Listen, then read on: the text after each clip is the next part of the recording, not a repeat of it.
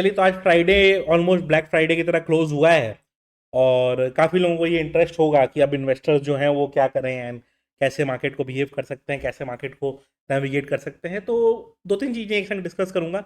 बहुत सारी चीज़ें हैं जो डिस्कस करनी है। कोशिश करूंगा सब चीज़ें समझाने की। कल भी रात में जो मैंने वीडियो डाली, मैंने एक ही चीज़ कहा कि यार देखो, ऐसा है कि मार्केट का सिनेरियो कुछ सही लग नहीं रहा है। तो बस वही है कि लेकिन जो बहुत मेरे क्लोज फ्रेंड्स का भी मैसेज आने लगा कि भाई ठीक है, चल सिनारियो ठीक नहीं है, ये नहीं है, वो नहीं है। तो क्या मतलब बॉटम बनेगा कहाँ पता चलेगा। तो मैंने दो तीन चीज़ें पॉइंट आउट करी। मैंने कहा देखो, सिलेंडर का इशू अभी चालू हुआ, चल रहा है। 4-5 दिन के अंदर अगर रेजोल्यूशन कुछ नहीं निकलता है, कोई इशू सॉल्व नहीं होता है, तो जितने ऑटोज चलते हैं इंडिया में जो सीएनजी पे चलते हैं, उनमें इशू आएगा, क्योंकि उनका भी तो गैस सप्लाई खत्म होगा। और वो खत्म होगा तो बाकी व्हीकल्स पे डिमांड ज़्यादा बढ़ेगा, बाकी व्हीकल्स पे जब डिमांड ज़्यादा बढ़ेगा तो पेट्रोल डीजल का डिमांड ज़्यादा बढ़ेगा। तो 10-12 दिन और वहां से पकड़ लो आप कि पेट्रोल डीजल का डिमांड के लिए मारामारी होने वाली है। क्योंकि जितने भी आप मेरे नोन में जितने लोग भी अब जा रहे हैं पेट्रोल पंप पे, सब टैंक फुल ही करवा रहे हैं। किसी को कोई भरोसा नहीं है कि कब मिलना बंद हो जाए। यही सब चीज सब लोग करेंगे। तो जो आदमी महीने में 50 लीटर लेता था, अब वो 100 लीटर ले रहा है।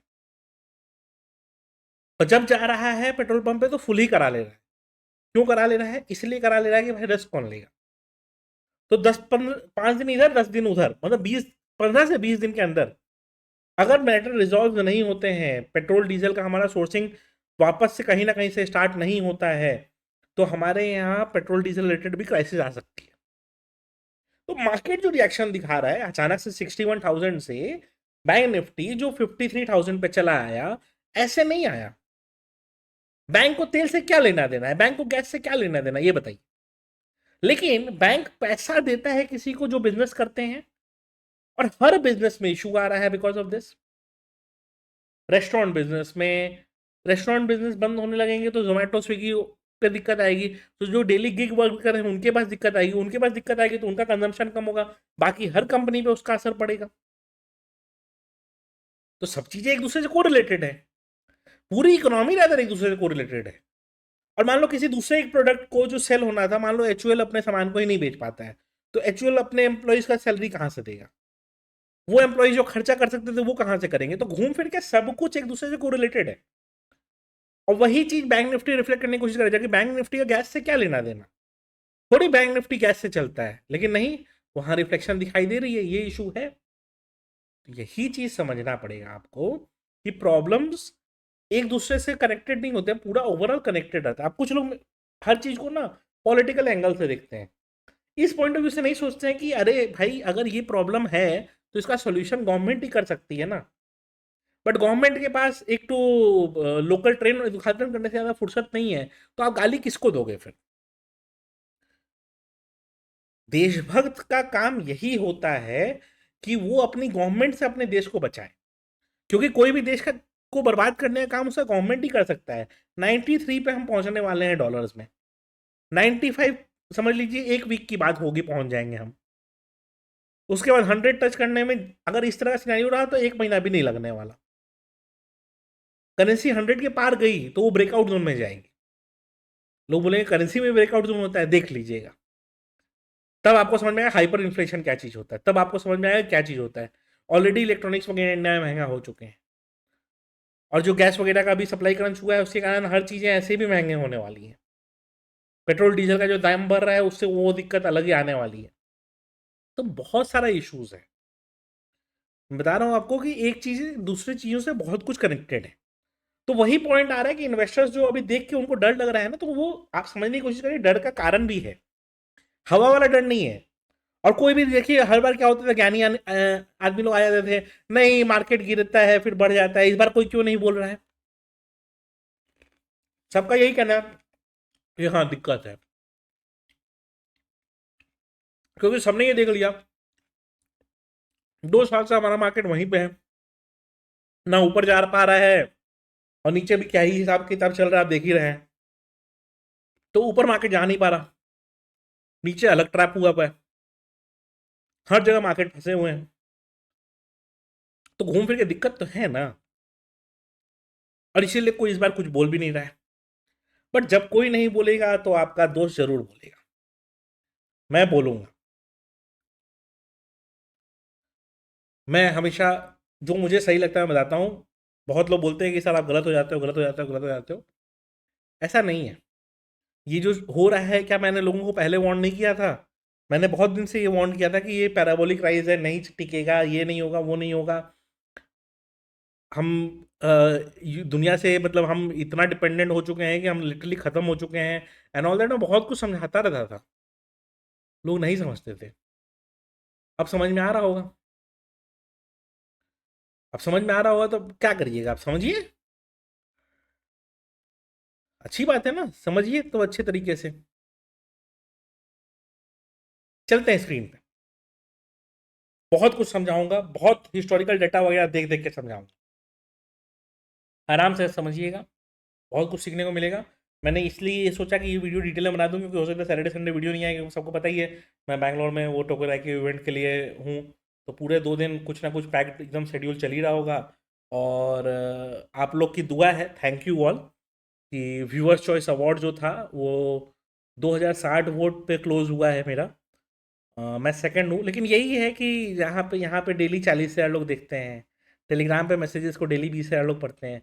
लेकिन जब वोट आना होता है सिर्फ 2,000 लोग वोट देते हैं। और कुछ लोग लाखों लाख वोट से जीत जाते हैं।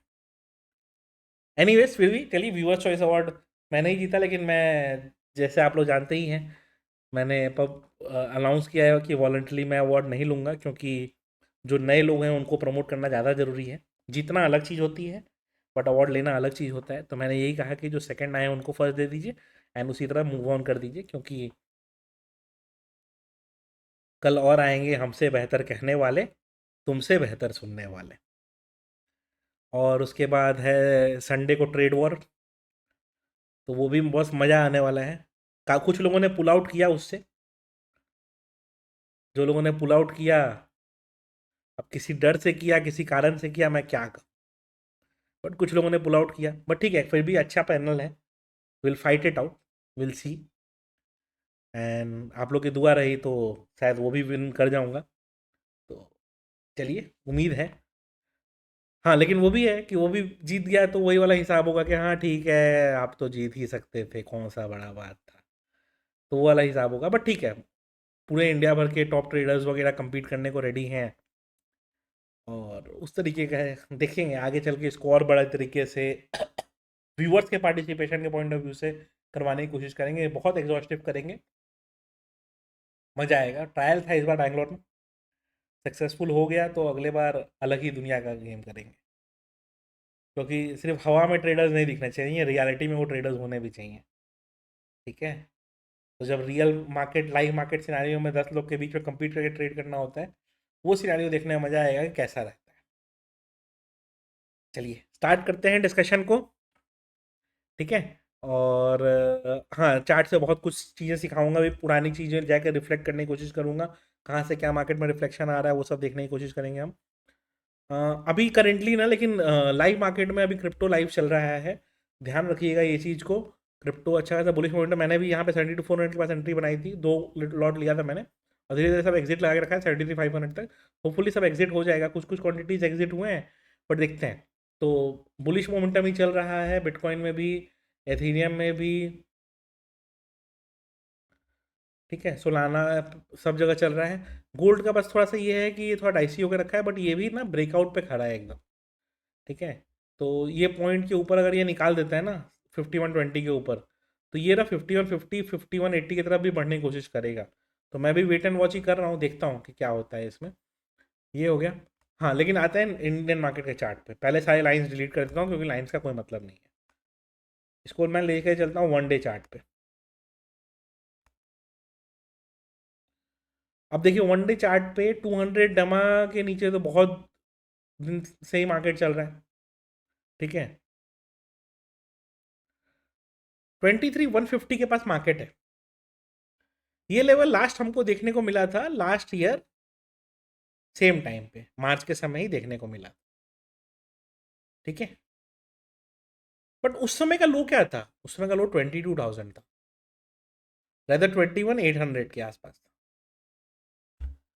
तो अभी जो 21,800 सब लोग जगह से नंबर आप सुन रहे होंगे ना, वो यही नंबर है जो यहाँ बेस बिल्डिंग बना बना के मार्केट 3-4 महीने जब कंसोलिडेशन में था during Feb Jan 24 to June 24, वो वाला जोन, वही वाला जोन के ब्रेकआउट, फिर इधर डबल टॉप बना के इधर गिरने की कोशिश जो कर रहा है, तो उसका 21,800 का ही बॉटम लास्ट ईयर मार्च में लगा था। नाउ पॉइंट ये है कि क्या 21,800 आ सकता है? जिस पेस से मार्केट गिर रहा है 21,800 यहां से बस 3 दिन या 4 दिन की दूरी है। अगर कोई पॉजिटिव न्यूज नहीं आया तो ये एक वीक की कहानी है बस। 22,000, 21,800 एक वीक की कहानी है, कोई पॉजिटिव न्यूज नहीं आया तो। क्योंकि आज 13 तारीख है, हर रोज DII 8,000 10,000 करोड़ का खरीद रहे हैं। खरीदते खरीदते पैसे एग्जॉस्ट होंगे ही ना कभी। उसी पॉइंट पे पहुंच चुके हैं जब पैसे एग्जॉस्ट होना चालू हो चुके, और उसके बाद अब सेलिंग प्रेशर रहा तो कौन खरीदेगा?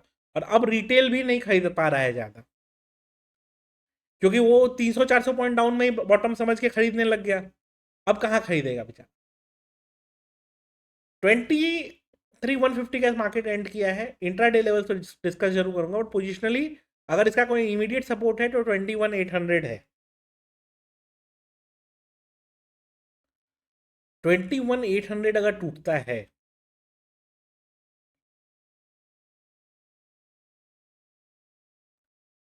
तो ये नंबर आपको दिखाई देगा। पहला लेवल है 21,180, सेकेंड लेवल है ये वाला 18,900, थर्ड लेवल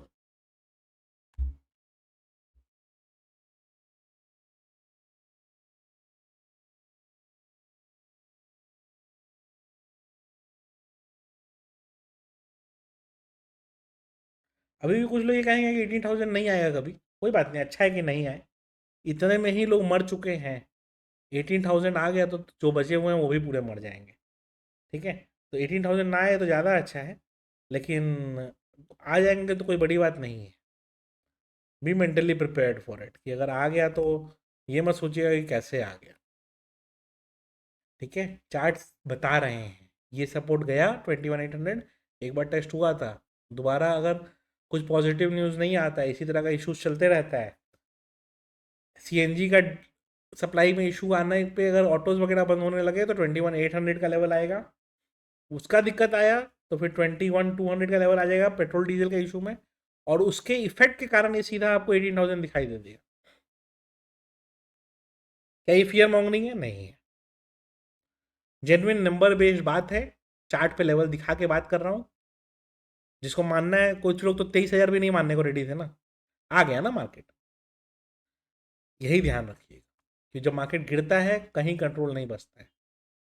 और अभी तो आपने पैनिक सेलिंग देखी ही नहीं है, अभी तो हमने पैनिक क्रिएट किया ही नहीं है व्यूअर्स के बीच में। अभी तो हम अभी भी यही कहना है कि SIP करते रहिए। कल कहने लगे कि नहीं नहीं SIP वगैरह भी मत करिए, बेचने का टाइम है, तब देखिएगा क्या प्रेशर बनता है। बट मेरा आज भी यही कहना है कि नहीं, इस तरह का जब फॉलिंग मार्केट होता है उस समय आप SIP एक्स्ट्रा कर लीजिए, टॉपअप कर लीजिए, 10,000 करते हैं तो 15,000 कर लीजिए। ये सही टाइम होता है करने का। क्यों? क्योंकि आपको नहीं पता बॉटम कहाँ बनेगा, मुझे भी नहीं पता। हाँ, चार्ट पे जो लेवल्स दिखते हैं वो मैं बात कर सकता हूँ, और ये मुझे आज से नहीं दिख रहा है, बहुत दिन से दिख रहा है।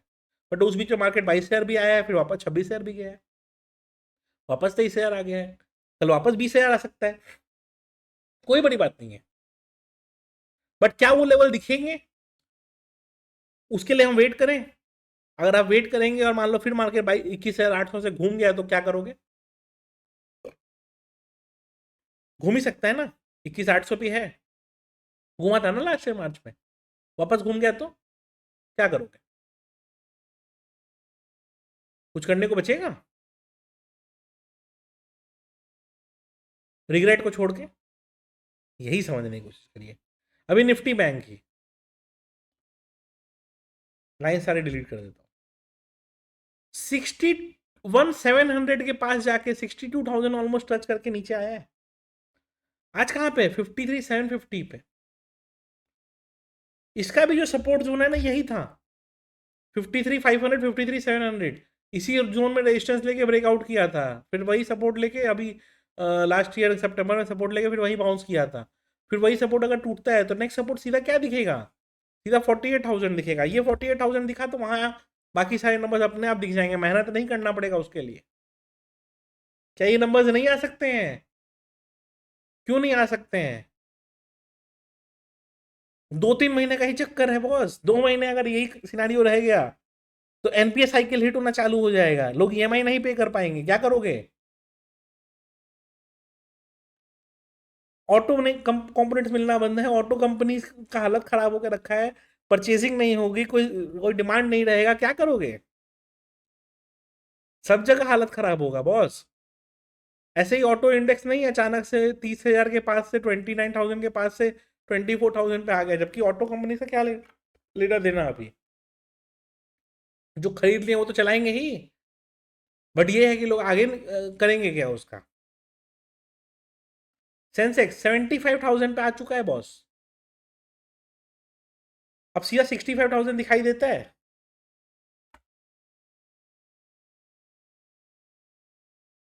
डरा नहीं रहा हूं, बट ये कह रहा हूं कि अगर आपके पास कैपेसिटी है, एसआईपी वगैरह जो चल रही है उसको थोड़ा सा बढ़ाना चालू करिए। बट क्या मार्केट और नहीं गिरेगा यहां से? मेरे हिसाब से और गिरना चाहिए, बहुत ज्यादा गिरना चाहिए। जिस दिन लगेगा कि अब बल्क खरीदना चालू कर दीजिए, 5-7% ऊपर नीचे वहां पे भी हो सकता है, उसके और 5% मार्केट नीचे जा सकता है, उसके और 10% मार्केट नीचे जा सकता है, बताऊंगा जरूर। बट जब तक वो नहीं दिखता है कुछ कहने का नहीं है। इंट्राडे के लेवल डिस्कस करना चाहता हूँ, लेकिन टेम्पटेशन नहीं आ रहा है। मेरे को लगता है 23,000 से एक बार बाउंस मिलना चाहिए। बट अगर गैप डाउन में 22,900 के नीचे ही खुल गया ना अगर, तो वो 22,500 की तरफ भी बढ़ जाएगा, कोई बड़ी बात नहीं होगी। वो लेकिन क्या होता है, वो सब इंट्राडे ट्रेड नहीं होते हैं, वो 1-2 दिन के ट्रेड होते हैं। 2 दिन पहले भी मैंने यही कहा था कि 23,800 का लेवल अगर गया तो आपको वेट नहीं करना पड़ेगा 23,400 दिखने के लिए। वही हुआ, टूटा, पूरा टूट गया।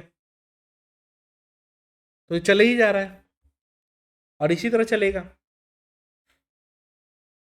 तो चलने दीजिए अभी तो, अभी तो यही है।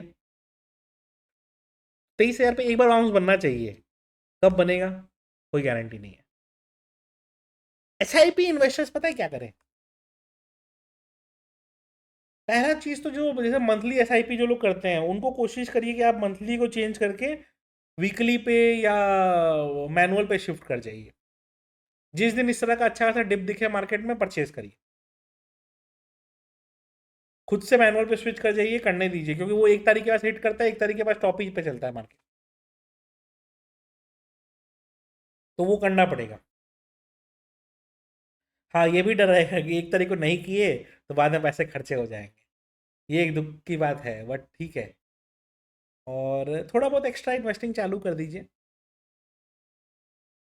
कोई स्पेसिफिक सेक्टर या थीम में मत करिएगा, इंडेक्स बेस्ड इन्वेस्टिंग ही रखिएगा, निफ्टी में, सेंसेक्स में, बैंक निफ्टी में, यही सब में।